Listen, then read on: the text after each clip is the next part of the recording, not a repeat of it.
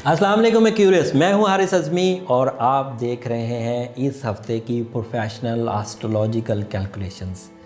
हालात आपके कुछ ज़्यादा चेंज नहीं है। कैप्रिकॉर्नियन जैसे ही सैटर्न का फेज़ तो बाहर लगा हुआ है, लेकिन उससे बहुत बहुत हद तक कम।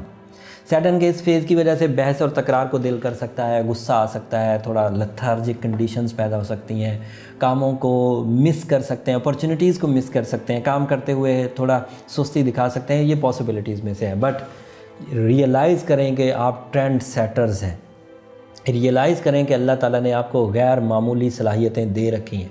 आपकी बारीक बीनी, आपका रिसर्च वर्क, आपकी सलाहियतें, आपका जफाकशी, आपका रूहानी ताकत, ये ऐसी ताकतें हैं जो इस साढ़सत्ती के मामलात को मिनिमम कर रही हैं। दूसरे सितारों ने, लिब्रा ने, स्कॉर्पियोज़ ने, सैजिटेरियस ने इसको पूरी तरह बर्दाश्त किया, लेकिन आप लोग अपनी सलाहियतों से इसे बहुत हद तक ओवरकम कर रहे हैं। तो ये इस चीज़ को लेकर चलें और ज़्यादा आगे चल के आपको कामयाबियाँ हासिल होंगी। इस हफ्ते बहरहाल कुछ तब्दीलियाँ हैं। सूरज की पोजीशन मुस्तहकम हो गई है, तो आप में कैप्टन पावर तो बहरहाल आएगी। ये कैप्टन पावर आपको बर वक्त और बड़े रिस्की डिसीजंस पर उकसाएगी, और डिसीजंस लेना आपका डेस्टिनी के पैरेलल चलने के मुताबिक है। जैसा नेचर कह रही थी, अगर आप वैसा ही चलेंगे तो कामयाब रहेंगे। आगे बढ़ने के लिए ये हफ़्ता आपके आइडियाज़ को सपोर्ट करेगा। आप उन आइडियाज़ पर काम कर लीजिए, बेधड़क होकर काम कर लीजिए जिन आइडियाज़ पर आप ऑलरेडी कभी काम कर चुके हैं या आपके पास उनका तजर्बा है। कैप्रिकॉर्नियन की तरह आपको भी अपने एक्सपीरियंस बेस्ड काम करने की इजाज़त है, लेकिन ऐसे काम जिसमें रिस्क ज़्यादा हो, अखराजात बहुत ज़्यादा होते हों, या रिश्ते स्टेक पर लगते हों, नाराज़गियों का पहलू उठ सकता हो, या लोगों में इंसल्ट हो सकती हो, तो उन चीज़ों से अभी बच के ही रहें। गैर ज़रूरी रिस्क ना लें। ये उसी का एक पहलू, एक और मतलब तर्ज से मैंने बयान कर दिया कि गैर ज़रूरी रिस्क ना लें। हर काम को क्रॉस चेक कर लें, हर काम का बी प्लान तैयार रखें, रिसोर्सेज को एक्सेसिव अमाउंट में लें। ज़रूरत अगर 100 रुपये की हो तो वहाँ पर 110 रुपये जमा रखें, ताकि अगर कहीं कोई अननोन फैक्टर की वजह से ट्रबल आए, जो कि एक्सपेक्टेड है ड्यू टू सैटर्न, ऐसे इशूज़ हो सकते हैं, तो वो आपके पास वसाइल में कमी ना आए। दूसरा, जो लोग ऐसे क्यूरियस हैं जो राइटिंग से रिलेटेड है, लिखने पढ़ने का काम करते हैं, शायर हैं, अदीब हैं, उनके लिए बहरहाल इसका कोई थ्रेट नहीं है, वो ठीक चलते रहेंगे। ऐसी फ़ीमेल्स जो अभी शादीशुदा नहीं हैं, उनके लिए भी साढ़सत्ती का कोई थ्रेट नहीं है। अलबत्ता ये ज़रूर होगा कि रिश्तेदारी में डिले आ सकता है। जो चीज़ें आज होनी थी वो कुछ हफ्तों के बाद या महीनों के बाद हों, या उससे कुछ ज़्यादा टाइम लगे, बहरहाल ये हो सकता है। लेकिन अगर वो रेमेडी इख्तियार करेंगी, या वो दीगर लोग जो साढ़सत्ती के इशूज़ में मुब्तला हो रहे हैं, अगर वो रेमेडीज़ में जाएंगे, तो ये बड़ी इफेक्टिव रेमेडीज़ हैं जो मैंने कैप्रिकॉर्नियन के लिए आपको भी दोबारा बता देता हूँ। आपकी रेमेडीज़ हैं, सूरज शम्स दिन में पढ़ना है, सूरज नजम रात में पढ़ना है, टर्मलीन या एक्वामेरीन, दोनों स्टोन्स में से कोई एक पहनना है। कुछ कमेंट्स मुझे ऐसे आए थे कि पिछली वीडियोस में आपने एक्वामेरीन कहा था, इस वीडियो में आपने टर्मलीन कह दिया। तो ये दोनों इक्वल स्टोन्स हैं, जो आपको आसानी से अवेलेबल हो, जो आप अफोर्ड कर सकते हो, वो आप पहन लें।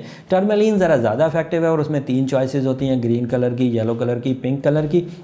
एक्वामेरीन एक ही कलर का होता है। एक्वा मतलब ये समंदर के पानी की जैसी जो शेप आती है, लाइक लाइट ब्लू से कह सकते हैं, लाइट ब्लू कलर का, तो वो भी आप पहन सकते हैं। दोनों सेम है। टर्मलीन ज़रा ज़्यादा ताकतवर है। टर्मलीन की प्रोनाउंसिएशन पता नहीं आप तक सही पहुंच रही है कि नहीं पहुंच रही है। बहरहाल ये एक नॉन फेमस स्टोन है, लेकिन अगर आप जेमोलॉजिस्ट की शॉप पर जाएंगे तो ये आपको मुयस्सर आ जाएगा। इसमें कोई ऐसा नहीं है कि ये कोई बड़ा रेयर पत्थर है, लेकिन ज़रा मशहूर कम है। एंड दूसरे लफ्ज़ों में ये मैं बयान कर दूँ कि ये स्टोन ज्वेलर से नहीं खरीदने होते। ज्वेलर ब्यूटिफिकेशन बेचते हैं।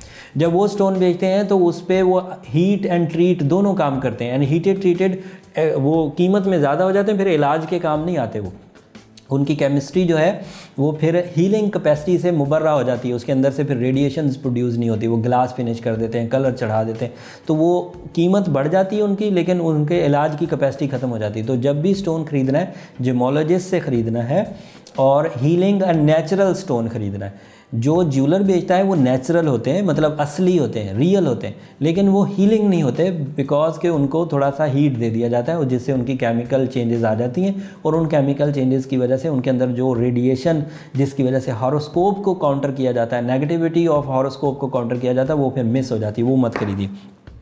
सूरज शम्स दिन में पढ़िए, सूरज नजम रात में पढ़िए।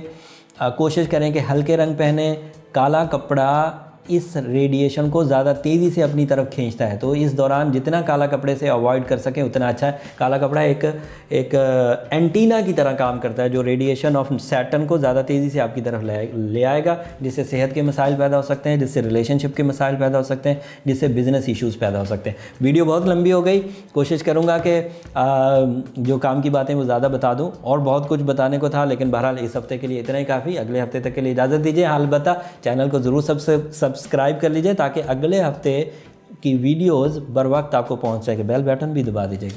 अगले हफ्ते तक के लिए इजाज़त, अल्लाह ने के बाद।